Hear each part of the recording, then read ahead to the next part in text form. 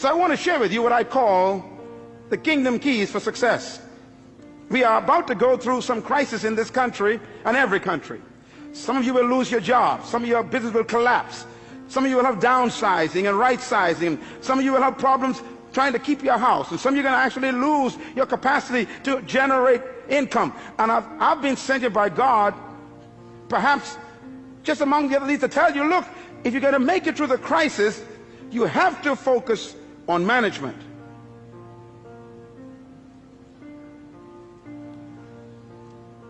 Here's God's successful key.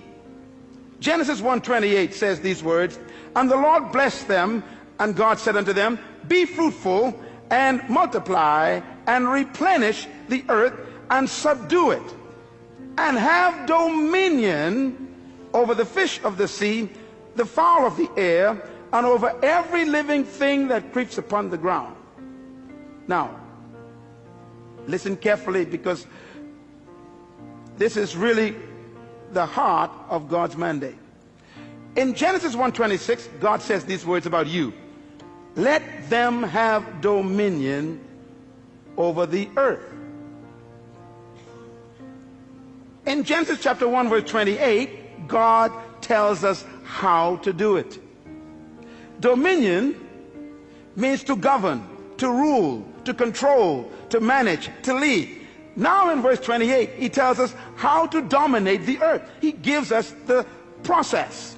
Please get your pen. You're going to write this down, because anyone who wants to dominate in the earth will have to follow God's simple process. First of all, the 4 keys or principles of success in God's program. Number 1, be fruitful. God never said to be seedful. The first command God gave man was to be what? Fruitful. It's impossible to produce fruit unless it was preceded by seed. God will never demand what doesn't exist already. So God's first command is to be fruitful. Now, when I looked at the word fruitful in the original Hebrew, it does not mean to have children. It shocked me. For example, if having children was the essence of God's command, then Abraham didn't do a good job with just one legitimate child.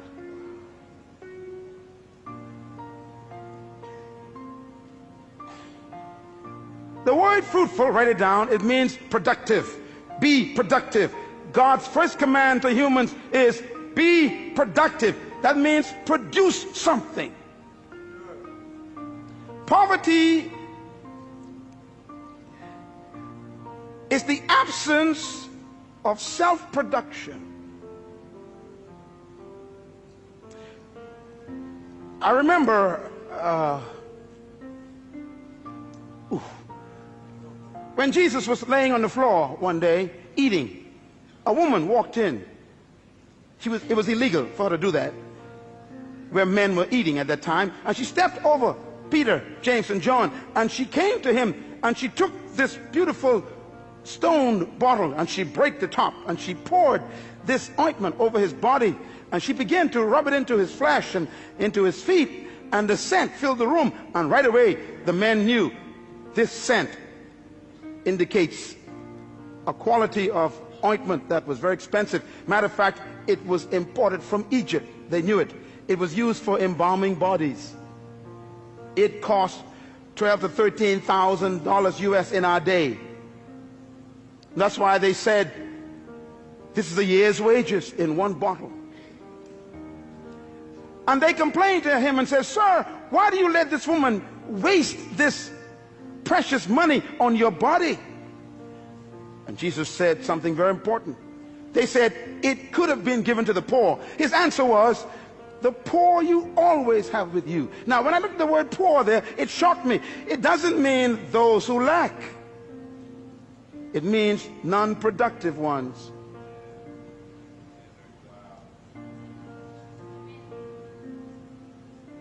The first command of God is produce.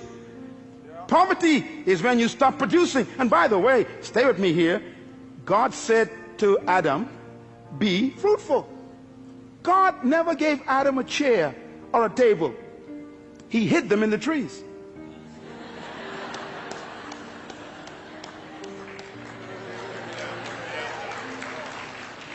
God never gave man shoes. He hid them in the cows.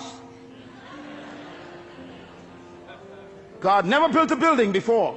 He hid the buildings in the dirt, in the concrete. He hid the cars in the ore, in the mountains. Be fruitful. Be productive. The future of Australia is not in America or England. It's in Australia. The capacity to produce is right here. Poverty is a lack of creativity, not a lack of resources. There is no crisis except a crisis of creativity. No money has left the planet. No matter what they say around the world, no money went to the moon, no money went to Mars. It's all still here. And it will be attracted to creativity, because crisis creates creativity and innovation. It is those who are productive that will attract resources.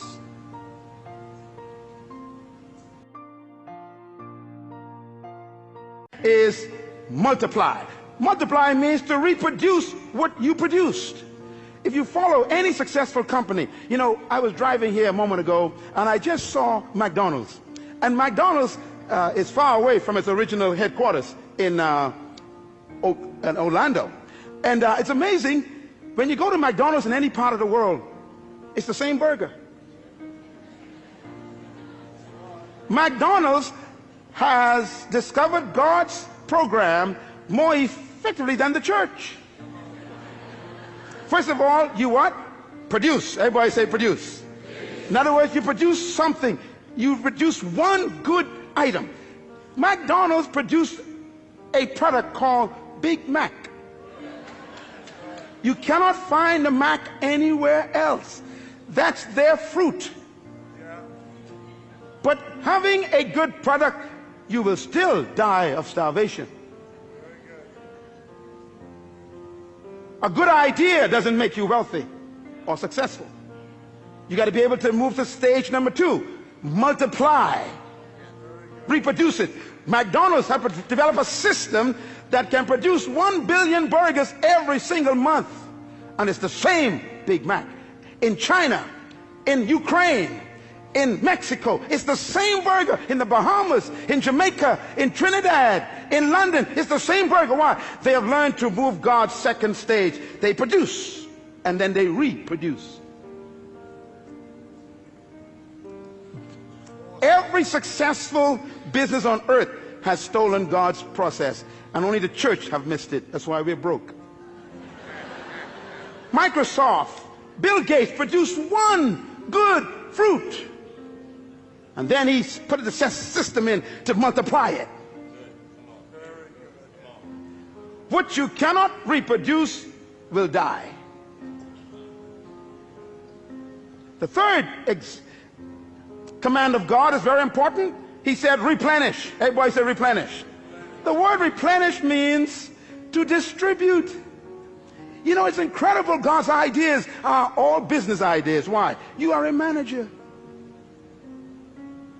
No matter how good your product is, and no matter how many times you reproduce it, nothing can destroy a company faster than dead inventory. Come on, businessmen, talk to me. You can have the best product in the world in the warehouse and still die of starvation. You must move to the third level of success, and that is distribution. This church was not built by God just to become a good product. He wants to reproduce this 1,000 times in the city. And then he wants to distribute it to other nations of the world.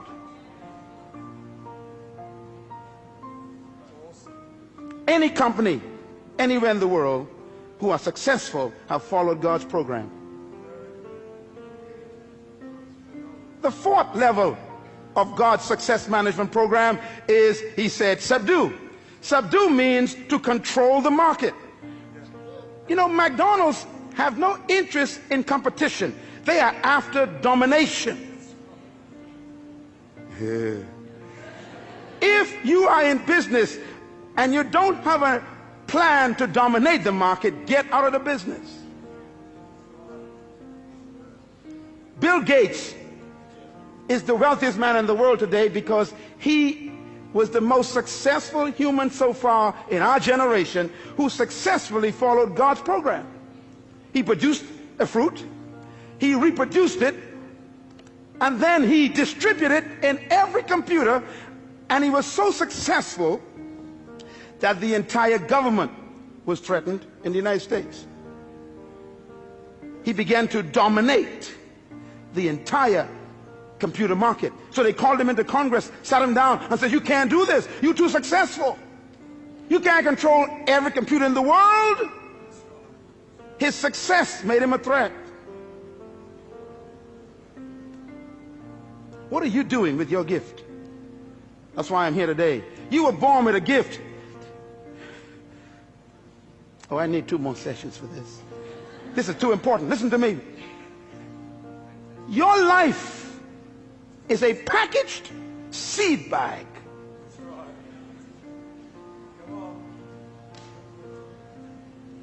Subdue, control.